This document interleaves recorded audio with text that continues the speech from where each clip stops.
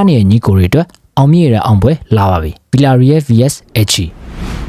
Villarreal တို့ဘာစီလိုနာကိုအာမတန်လို့မန်ရှော့ခဲ့ရပေမဲ့အသင်းငယ်တွေတော့အသာစီးကစားနိုင်စွမ်းရှိပါတယ်နောက်ဆုံး၅ပွဲမှာ Espanyol, Levante နဲ့ Valencia တို့နိုင်ခဲ့ပြီးတော့အင်ကွင်းနှစ်ပွဲဆက်နိုင်ခဲ့ရမှာလဲ6ဂိုးသွင်းနိုင်ခဲ့တာပါဒီဟာဒီဘာစီလိုနာနဲ့ Real ပြီးရင် Villarreal တိုက်စစ်ကအကောင်းဆုံးဖြစ်ပြီးတော့26ပွဲမှာ22ဂိုးရခဲ့ပါတယ် Villarreal ဟာအင်ကွင်းဆိုရင်အနိုင်ရှုံးတဲတဲကွဲကွဲအဖြေထွက်လေရှိပြီးတော့ပြန်ပွဲဆောင်17ပွဲဆက်တည်ရပွဲမရှိပဲနဲ့နိုင်ခဲ့တဲ့6ပွဲစလုံးမှာလဲတကူထက်ပိုသွင်းနိုင်ခဲ့တယ်လို့ရှုံးခဲ့တဲ့9ပွဲစလုံးမှာလဲတကူထက်ပိုပေးခဲ့ရပါတယ် Elche ကလည်းတန်းစင်းဆောင်အထက်အဆင့်ဆက်ခွန်ရောက်နေပေမဲ့တိုက်စစ်လုံနိုင်စွာအပြည့်ရှိပါတယ်အောက်ဆုံး12တင်းထဲမှာပူတွဲတိုက်စစ်အကောင်းဆုံးဖြစ်ပြီးတော့ဂိုးမရတာ4ပွဲတာရှိခဲ့တာပါဒီဟာဒီလီအဝေးကွင်း12ပွဲမှာ10ပွဲဂိုးရခဲ့တာမို့ Elche တိုက်စစ်ထက်မြက်နေတာထင်ရှားပါတယ်ဒါကြောင့် Villarreal နိုင်ပွဲရခဲ့ရင်တော့ဂိုးပြန်ပေးရဖို့များပါတယ်ဒီနှစ်တင်းထိပ်တိုက်တွေ့ဆုံမှုနောက်ဆုံး6ချိန်မှာလဲ9ပွဲအထိဂိုးအများဝင်ထားတဲ့အဆင့်လာရ